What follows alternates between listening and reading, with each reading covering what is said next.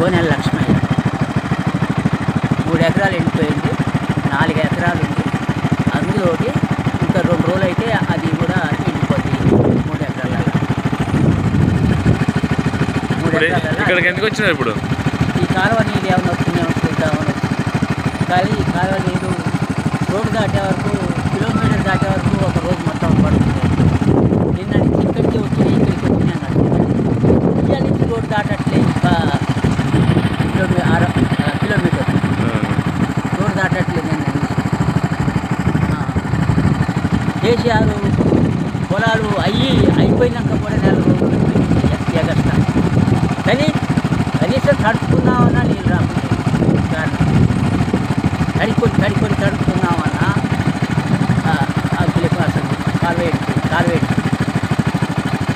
ఇంత దారుణం. జనం ఎట్లా బతరు? ఇవన్నీ అప్పుల పాలయ్యి ఆగమైపోవడం. ఇంతకుముందు ఇంత దారుణం ఉంటే రైతులకు ఆశ కోరుకునే ముందల్నే ఇంకా ఆగమైపోయినట్టు. రైతులు ఇంతకుముందు బాగానే మంచిగా కోరుకునే ముందర మళ్ళీ ఎప్పటిలాగా అయిపోయింది. మొత్తం దున్నుడు, నాటు పెట్టుడు, మొత్తం కలుపు తీసుడు, మందులకు అంతా కలిసి 7 ఎకరాలు పెరిగిన 3 లక్షల దాకా మొత్తం దగ్గర